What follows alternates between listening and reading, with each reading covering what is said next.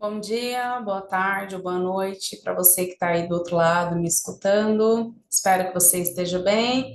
Eu sou a professora Viviane, de Filosofia, e hoje nós vamos dar início aqui ao nosso conteúdo. Aqui para cima.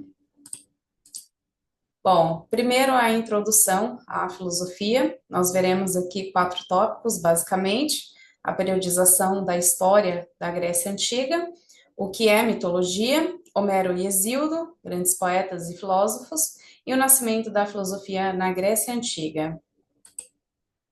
Bom, primeiro, a periodização da história na Grécia Antiga.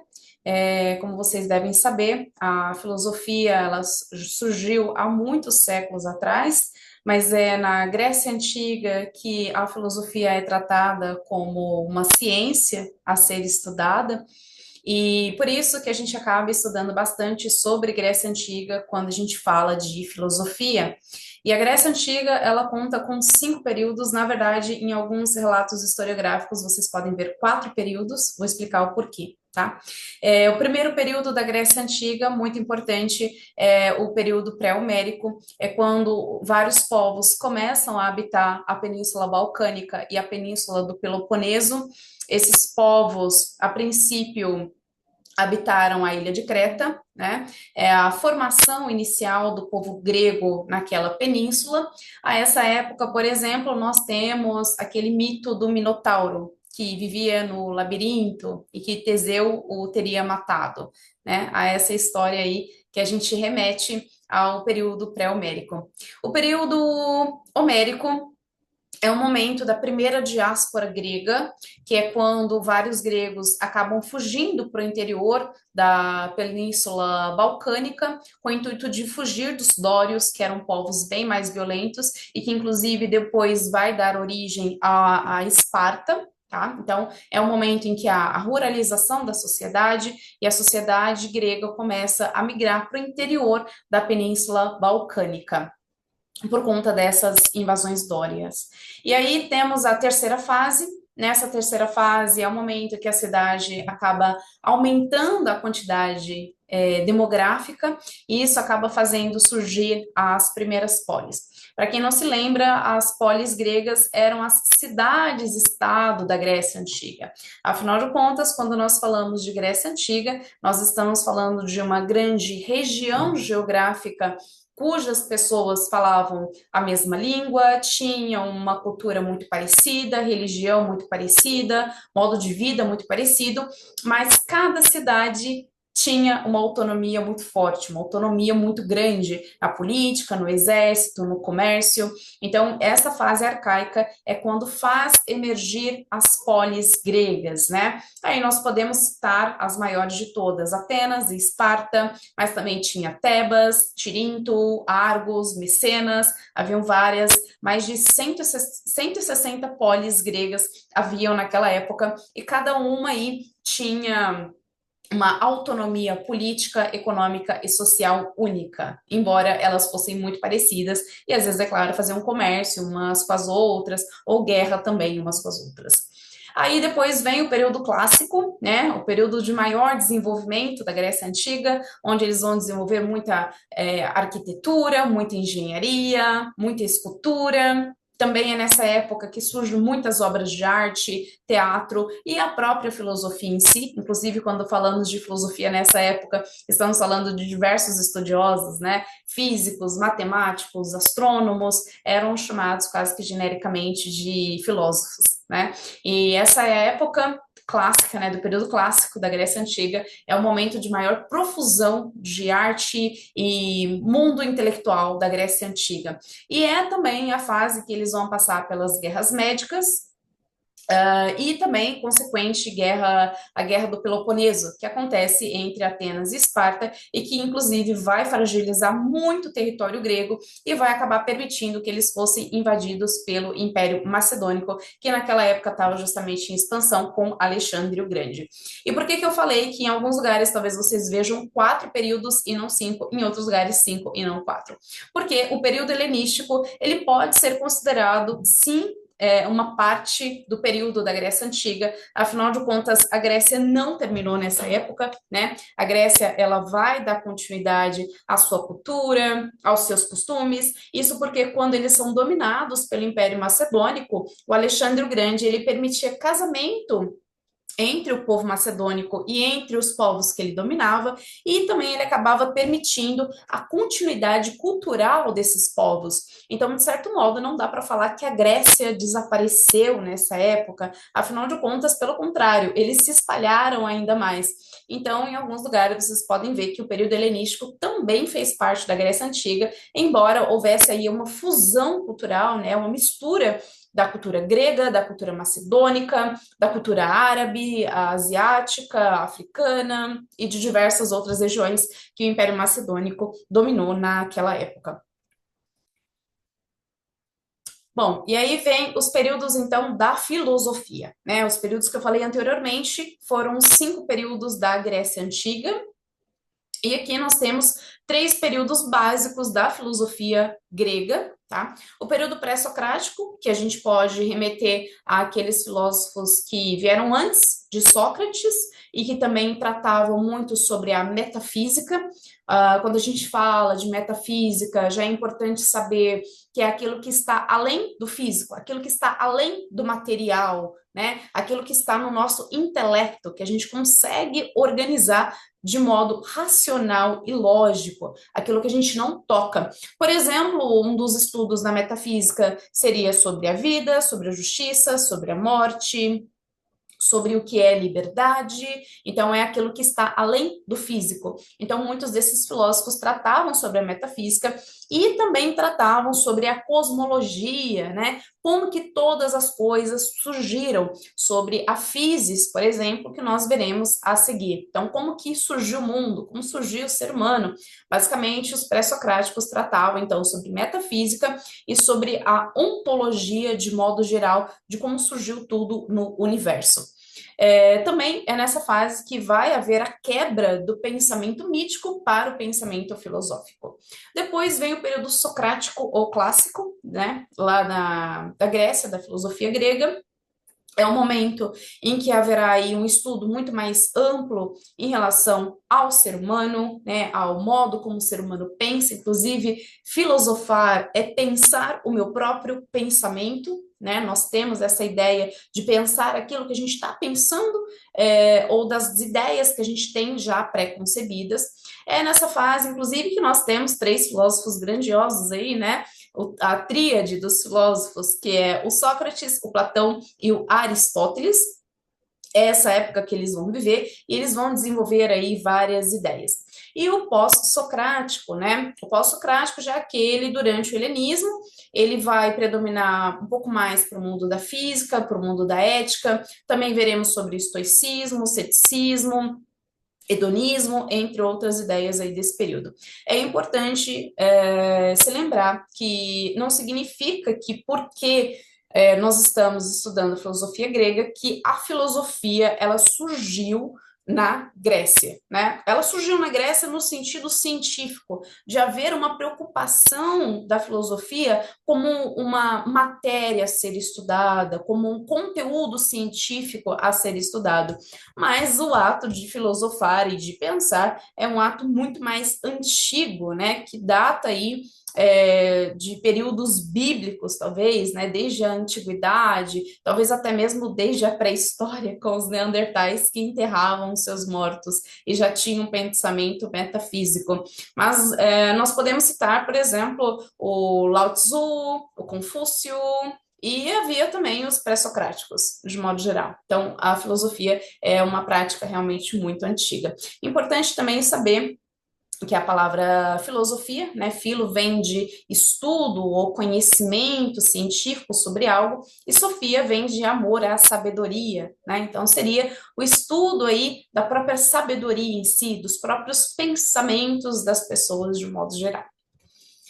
Bom, e o que é mitologia? Uma coisa também muito importante entender é que quando, conforme vai desenvolvendo-se o ato de pensar de forma filosófica, nós temos aí uma quebra das ideias mitológicas. Afinal de contas, na antiguidade, em quase todos os povos do mundo, predominava a mitologia como forma de explicar os acontecimentos. E isso é realmente uma coisa muito geral, não aconteceu só na Grécia.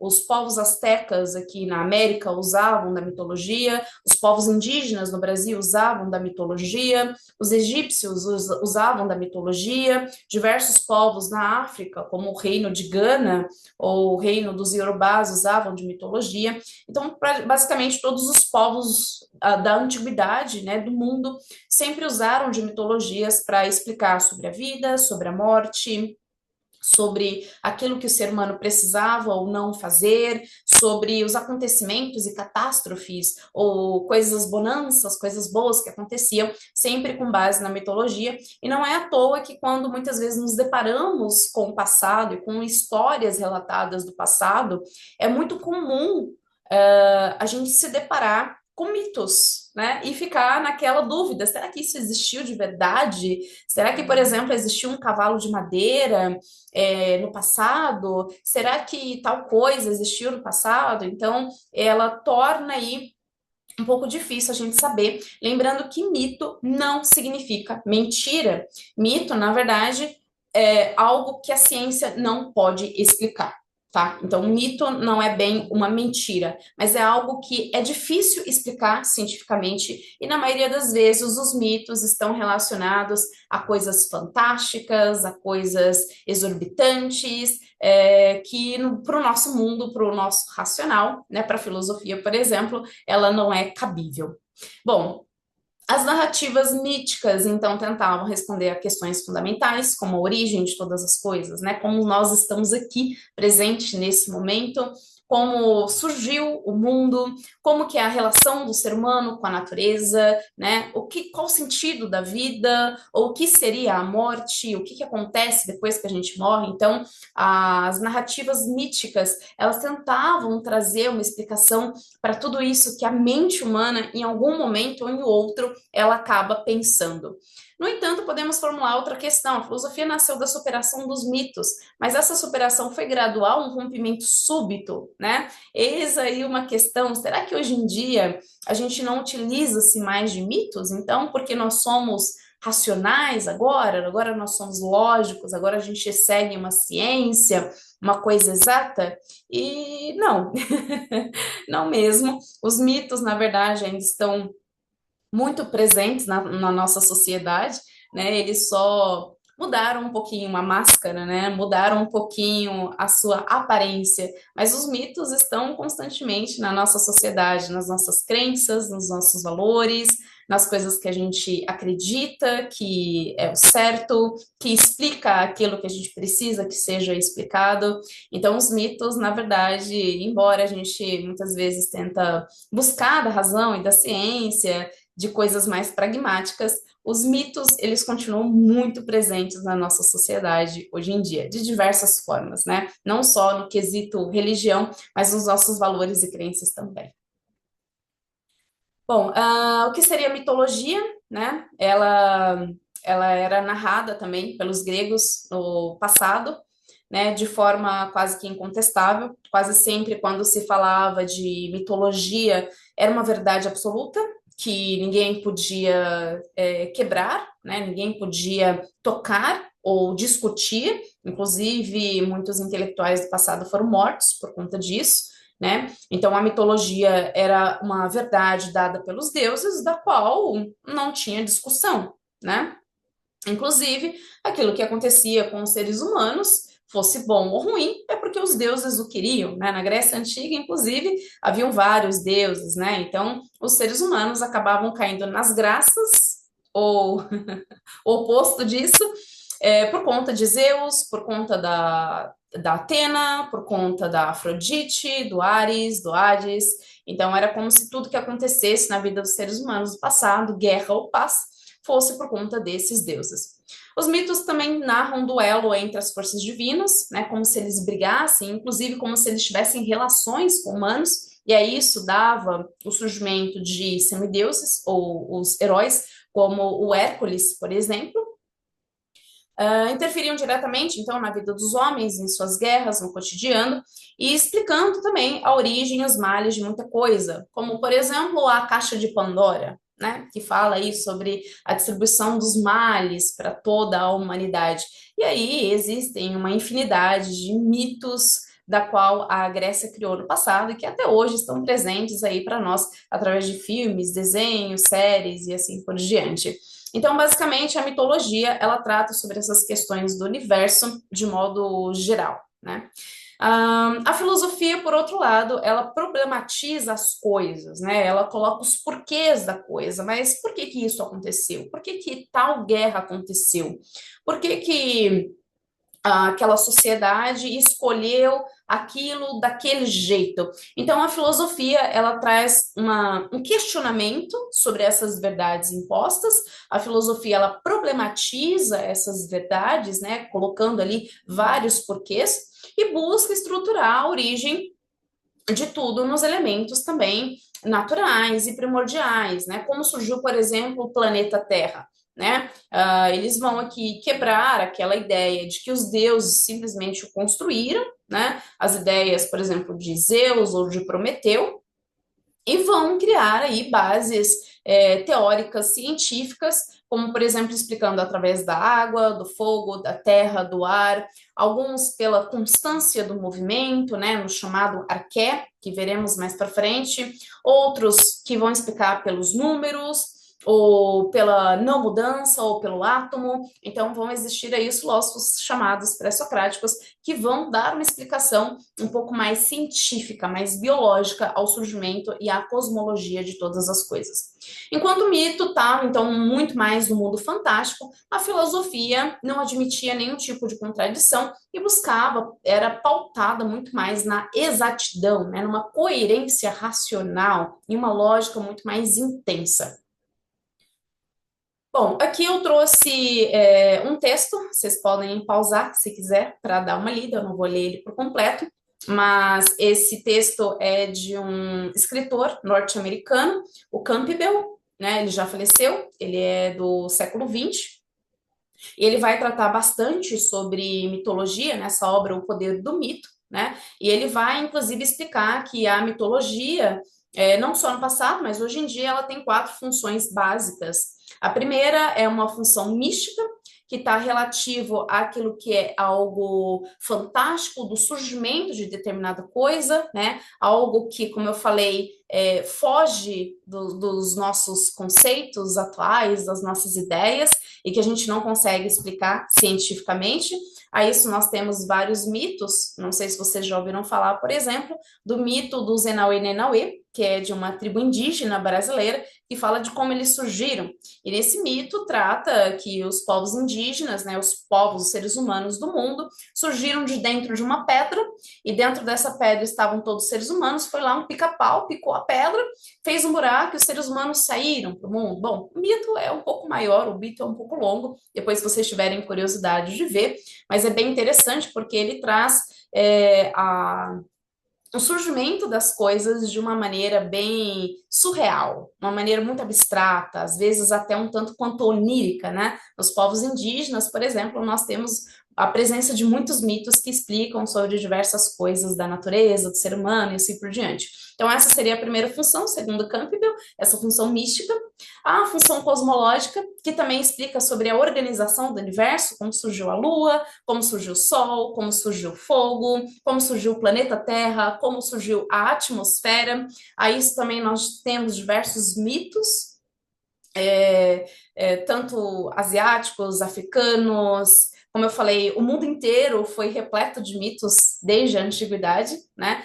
Que tentava explicar todas as coisas. Também os mitos na terceira função que ele cita, que seria a sociológica, de como que o ser humano trata uns aos outros, e que isso também estaria ligado a uma questão mítica, né? Quais são as nossas regras, os nossos valores, a nossa ética, como se os deuses tivessem proposto para nós como nós devemos nos comportar na sociedade, né? Quais são os nossos rituais, as coisas que a gente não pode quebrar, ou aquilo que a gente pode ou não fazer, né? está muito ligada a essa questão realmente de rituais e de cerimônias e de valores, que, como eu falei, estão presentes ainda na nossa sociedade, só que com máscara, né, com aparências um pouco mais diferentes. E, por fim, a função pedagógica, que, segundo Campbell, é uma das funções mais importantes, que trata do próprio ensinamento do ser humano na sociedade, né? Como que o ser humano aprende na sociedade. E muitos mitos também do passado, esse aprendizado normalmente era dado pelos deuses. Não é à toa que, por exemplo, em Atenas, na antiga polis ateniense, na Grécia Antiga, eles supervalorizavam a deusa Palas Atena, né? Porque consideravam que era uma cidade de conceito de sabedoria e de conhecimento. Bom, aqui nós vamos para dois poetas muito importantes também desse período aí, da Grécia Antiga. O primeiro é o Homero, depois o Hesíodo. Foram poetas aí dessa época que, se vocês pesquisarem, em alguns lugares fala que não se sabem ao certo se eles existiram ou não. Inclusive, o próprio Homero dizem que esses poemas, a Ilíada e a Odisseia, que foram os principais, né? Dizem que foram atribuídos a ele essa escrita. Inclusive, em alguns lugares fala que ele era cego, né? Em outros lugares fala que ele não existiu de verdade, que era um pseudônimo. Enfim, ninguém sabe ao certo, mas sabe-se que foram atribuídas essas obras a eles e são obras realmente muito importantes, tá? Então, na origem da filosofia, encontramos o mito e a poesia. Entre estas, as que chegaram até nós são as poesias do Homero e a do Hesíodo, que contam detalhes da vida das sociedades gregas lá na antiguidade, no passado, né? Esses mitos normalmente eram formas de narrar as coisas com o passar do tempo, né? Então, elas eram narradas e transmitidas de geração em geração. Por isso, como eu falei, ninguém sabe ao certo se foi realmente eles que escreveram essas obras ou se foram apenas atribuídas a eles, né? E era uma forma de contar experiências reais, tá? Vou aqui usar, por exemplo, a Ilíada. A Ilíada, provavelmente você já escutou essa história, né, do cavalo de madeira, né, lá de que tinham soldados dentro. Bom, enfim, a história, essa é uma das histórias mais clássicas aí da Grécia Antiga e que dá para entender um pouquinho dos mitos. Ela está muito relacionada aos deuses gregos também, a Zeus, ao Hades, a Afrodite, ao Ares. Ela está muito relacionada a eles e conta-se a história que havia um rei de Esparta, o Menelau, e ele tinha a esposa dele, a Helena, e que um dia eles receberam a visita dos troianos e que o príncipe Paris, um príncipe troiano, teria se apaixonado pela Helena, né, a esposa do rei de Esparta, e ele teria raptado a Helena e levado ela consigo para Troia, né? E aí, quando os espartanos descobriram, ficaram muito indignados, né? E juntos com praticamente toda a Grécia, eles vão tentar ir para Troia, né? Eles irão para Troia e vão tentar invadir a cidade troiana para se vingar e também para pegar a Helena de volta, né? Reparem aí que tem toda uma romantização, né, de uma guerra que existiu de verdade. E aí conta-se a história que os gregos tentaram de todas as formas invadir a região, a cidade troiana, mas não conseguiam porque era muito murada.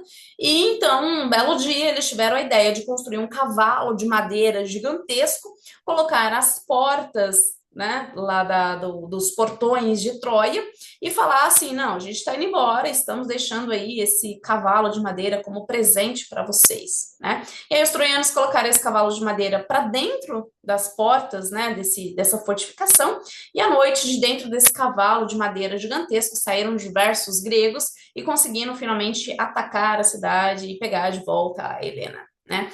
Conta-se essa história, né?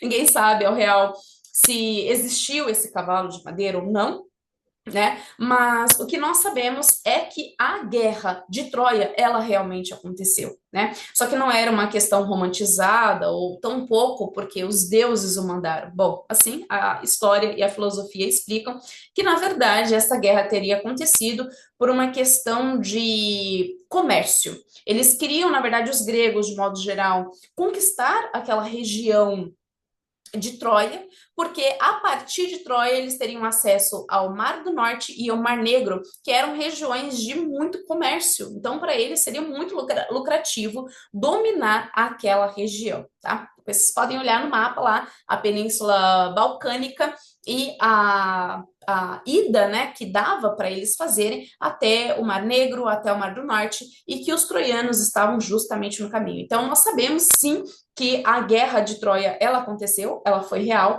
mas quando se trata de contá-la, né, quando se trata de narrar ela, no passado eles usavam muito dessas míticas, né, dessas formas mais fantásticas de narrar as histórias, como a do Minotauro lá na ilha de Creta. Né? Ninguém sabe se realmente existiu um touro, um homem com cabeça de touro preso dentro de um labirinto. Ninguém sabe se isso aconteceu, mas nós sabemos que de fato os gregos dominaram a ilha de Creta porque lá tinha um rei muito autoritário, por exemplo. Então, naquela época, eles normalmente contavam a história de uma maneira mais romantizada, de uma maneira mais fantástica, de uma maneira mais mística, né? Mais voltada às suas crenças.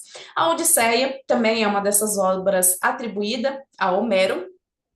A Odisseia já fala muito das viagens do Ulisses, né? Da onde ele encontra monstros marinhos e seres fantásticos ali, né? Vai parar na ilha da deusa Calipso e regressa para a ilha de Ítaca. E a Odisseia também, ninguém sabe dizer se tal Ulisses realmente viveu essas aventuras, se existiam esses animais ou esses seres fantásticos aí, mas nós sabemos sim que os gregos, em determinado momento, eles se espalharam para outras regiões, conquistando outras áreas, e isso é comprobatório pela historiografia e também pela arqueologia. Então, no passado, eles contavam as histórias dessa forma, um tanto quanto românticas e fantasiosas, né? Que ninguém sabe ao certo se realmente existiram ou não. Bom, o Hesíodo já é um outro poeta e filósofo dessa época, né? Também desse período, é atribuído aí a ele várias obras, como as duas principais, né? Teogonia e Trabalhos e Dias. Na Teogonia, ele fala bastante sobre a cosmologia, como todas as coisas surgiram de modo real, né? De modo geral. E em Trabalhos e Dias, eles acreditam que foram essas duas obras mais escritas, que foram escritas por ele, né? Embora essas duas obras sejam muito diferentes, Teogonia e os Trabalhos e Dias, elas sejam muito diferentes, ambas são atribuídas ao Hesíodo. No caso de os Trabalhos e Dias, trata basicamente sobre o trabalho, sobre a moral, sobre a luta diária, sobre comportamentos humanos e assim por diante. Bom, aqui comenta um pouco sobre a teogonia, né? Há relatos ainda de sua atividade como pastor, então é como se Hesíodo tivesse sido um pastor, e aí apareceram para eles as musas, né, que o inspiraram a compor essa obra, a Teogonia. Na obra a gente encontra temas como dos deuses, que são regentes do destino do homem e do próprio ser humano, como fadigas e misérias humanas. Para ele, a felicidade consistia no trabalho e também no exercício de virtudes morais. Então, aí fala, né, da teogonia, por exemplo, que trata sobre os deuses e como eles teriam criado a vida humana, o universo, né, a verdade, a justiça, a moral, os relacionamentos humanos e assim por diante. Bom, e enfim, o nascimento da filosofia, tá? Quando a gente fala, então, de filosofia, a gente não pode apenas atribuí-la aos gregos, é uma coisa muito mais antiga, mas foi a partir dos gregos que ela começa a ser vista, então, como ciência. Alguns estudiosos vão até falar que a filosofia, ela foi considerada o milagre grego, né? Por conta que eles teriam conseguido quebrar a mentalidade mítica e partir por uma mentalidade mais lógica, mais racional, né, mais científica, da qual aqui eles chamam de filosofia. Lembrando, mais uma vez, que nós veremos aí diversos estudiosos, né, chamados genericamente de filósofos, mas eles eram físicos, matemáticos, astrônomos, biólogos, humanitários, então eles vão tratar sobre diversos assuntos e genericamente serão tratados como filósofos porque discutem o modo como qual eles acreditavam nas coisas naquela época. Então, dá-se aí essa ideia de milagre grego, né, da própria filosofia em si.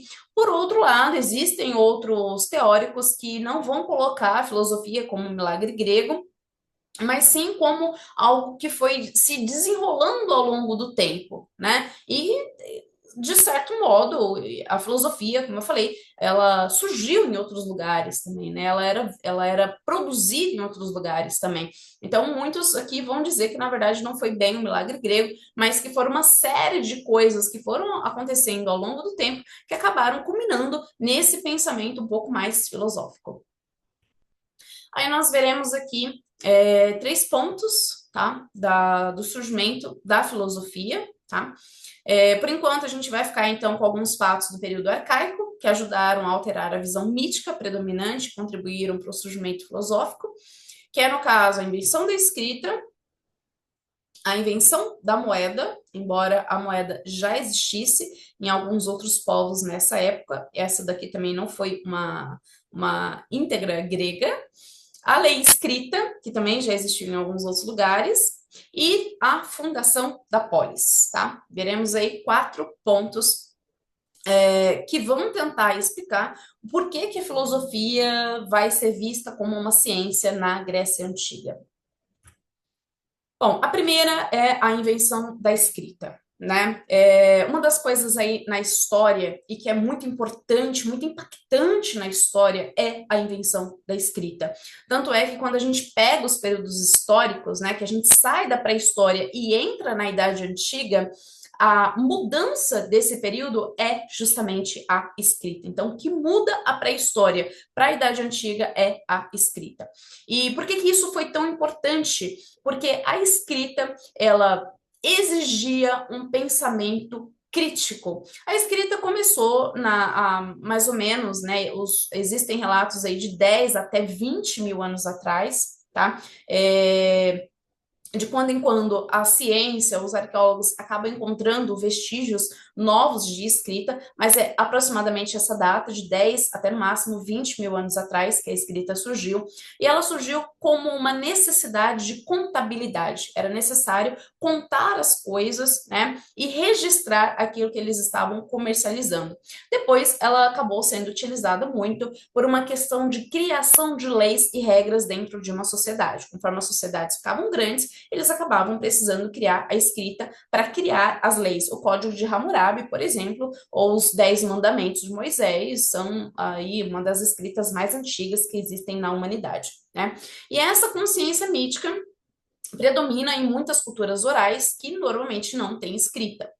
Mesmo depois do surgimento, é claro, o caráter mágico continua existindo. Aqui nós podemos citar, por exemplo, os hieróglifos que eram escritos pelos antigos egípcios, né? Quando os escribas escreviam os hieróglifos, eles acreditavam que eles estavam dando poder às palavras. Tanto é que a escrita não era para todo mundo, né? Não era todo mundo que sabia ler e escrever, era para poucos.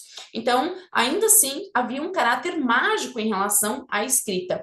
Mas na Grécia Antiga, quando chega a escrita, ela vai começar a libertar pensamentos, né? A fazer com que os pensamentos mudem e que sejam muito mais democráticos, né? Agora, a escrita, ela gera um espírito crítico muito mais intenso, com precisão de clareza, com rigor naquilo que estava sendo escrito. Afinal de contas, a palavra escrita, ela vive por muito mais tempo do que aquilo que você mesmo falou. Então, a escrita era uma forma de propagar as suas ideias, mesmo que você não estivesse presente. Então, havia aqui uma ideia também de que a escrita fosse algo divino, né? Algo que pudesse ser relatado por muito mais tempo. Outro aí é o surgimento da moeda. Também a moeda não foi criada precisamente, né, pelos gregos. Ela também já era antiga, né? Já era muito utilizada desde a antiguidade, muito quase desde a pré-história, né?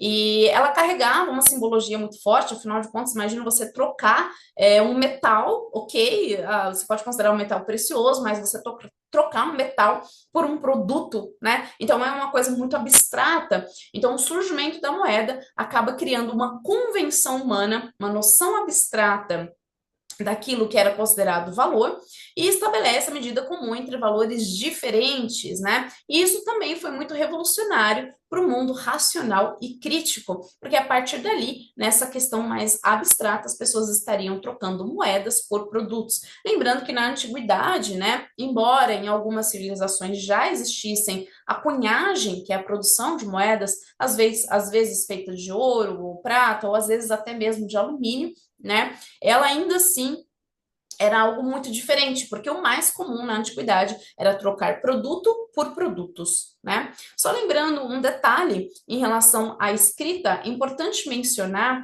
que o nosso alfabeto fonético, ele foi criado pelos fenícios, né? E depois adaptado pelos gregos, né? E aí o alfabeto fonético que a gente utiliza, esse alfabeto, ele proveio lá da Fenícia, depois foi modificada pelos gregos e aí chegou no nosso alfabeto que a gente conhece hoje em dia. Enfim, a lei escrita também foi muito importante para criar esse pensamento abstrato. Até aquela época, na Grécia Antiga, era muito comum os julgamentos acontecerem de forma oral, então as pessoas simplesmente falavam, né, julgavam umas às outras nos tribunais de forma oral, ou às vezes até mesmo com uma base mítica, né, falando, os deuses querem isso, o oráculo disse aquilo, né, o sacerdote disse isso, então era muito oral, e a partir do momento em que o Clístenes, que foi um dos reformadores lá de Atenas, ele propõe que as leis fossem escritas, aí era necessário pensar, opa, quais leis a gente vai criar aqui, né? O que está certo, o que está errado na sociedade? O que é passivo de punição ou não é? Então, a partir do momento que eles começam a criar as leis escritas, essa questão da oralidade, ela é deixada para trás e eles passam a fazer justiça com base nessas leis, né? Nesses direitos, nesses julgamentos que eram criados aí nessa época. Foi necessário também, de acordo com o crescimento populacional, né? Conforme a população ia crescendo, o número de cidadãos ia crescendo, havia essa constante necessidade de produzir essas leis. Essas modificações expressam o ideal igualitário, que preparava a democracia nascente, já que a unificação do corpo social aboliu a hierarquia fundada no poder aristocrático das famílias, que se assentava na submissão e no domínio. Então, agora não dava mais para submeter o povo ao domínio aí dessas famílias aristocratas, e sim com base nessas próprias leis, né?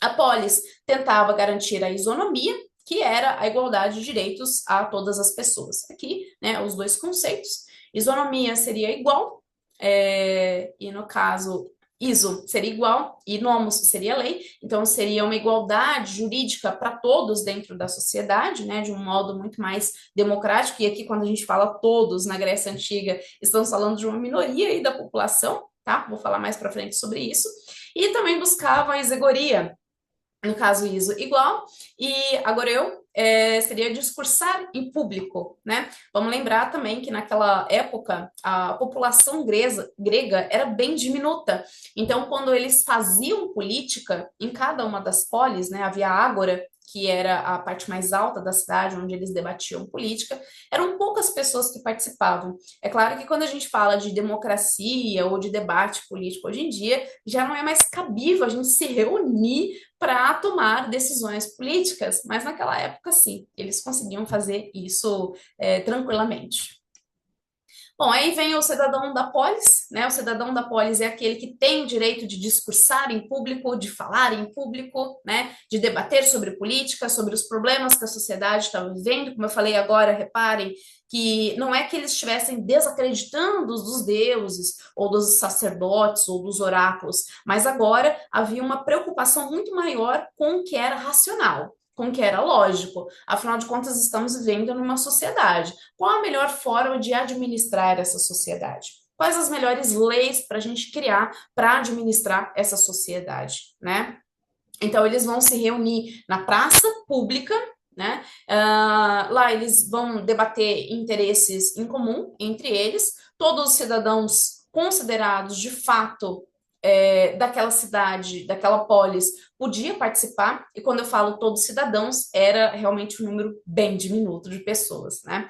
A noção de justiça assumiu o caráter político e não apenas moral, ou seja, não dizia respeito apenas ao indivíduo, mas aos interesses da tradição familiar, e a atuação na comunidade, né? Então, quando eles falavam em público, eles podiam criar argumentos, né, do porquê que tal coisa deveria acontecer. Muito parecido, inclusive, com os horários eleitorais hoje em dia, né? Os políticos aparecem na TV falando várias coisas e discursando, e é com base nisso que a gente vai lá e vota, e escolhe o nosso candidato, né, de acordo com o que cada um acredita.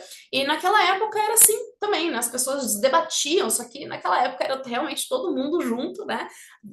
Que era considerado cidadão na sociedade, eles argumentavam os problemas da sociedade, e como eu falei, era um número realmente muito diminuto que podia fazer essas decisões. Aqui nesse slide tem a quantidade, tá? É uma quantidade aí baseada em relatos que existem naquela época, porque é realmente muito difícil nós mensurarmos quantos habitantes haviam, por exemplo, em Atenas, naquele período, mas calcula-se que em Atenas podia ter de 500.000 a 250 mil habitantes. É realmente uma discrepância aí de um número para o outro muito gritante, mas ainda assim era uma quantidade bem diminuta, né? E, obviamente, poucos estavam tinham esse direito, eram homens maiores de 21 anos, considerados de fato atenienses. Então, se você fosse um estrangeiro, que era um meteco, se você fosse mulher, se você fosse escravizado, se você fosse menor que 21 anos, você não tinha esses direitos. E boa parte da população